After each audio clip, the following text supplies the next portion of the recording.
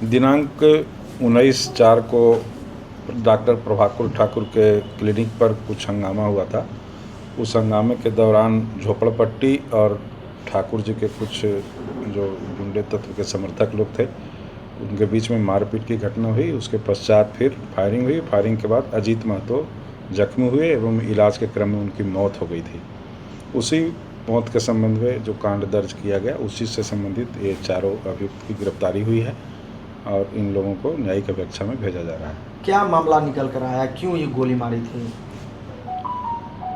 Doctor साहब और आपको पहले एक घटना घटी थी कि भोला महतो जाकर के एक दिन पूर्व में वहाँ पे मारपीट किए थे, जिसमें डॉक्टर साहब के कंपाउंडर चंचल कुमार के द्वारा नगर थाने में कांड दर्ज कराया गया था और भोला महतो को गिरफ्तार कर जेल भेजा गया, परंतु उसे न्यायिक अभिरक्षा में न रख करके उन्हें 41 का न्यायालय के द्वारा लाभ दिया गया।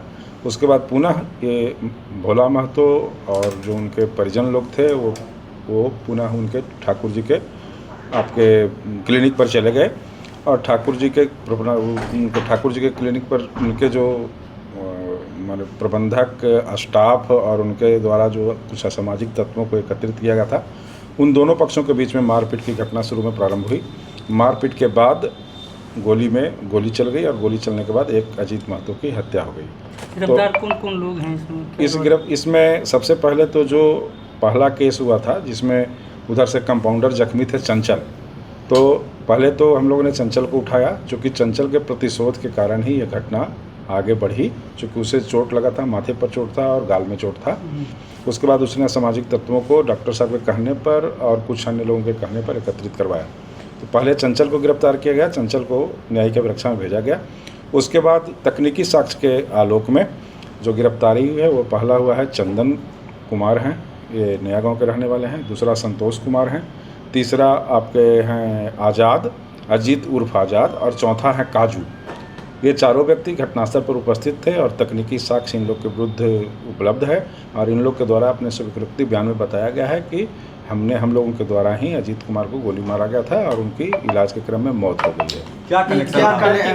किसके कहने पे गोली मारी गई? डॉक्टर के कहने? ये अनुसंधान का विषय है अभी, और इसमें कुछ और लोग संलिप्त हैं जिनकी जल्द ही गिरफ्तारी की जाएगी और उनके बारे में खुलासा आपको।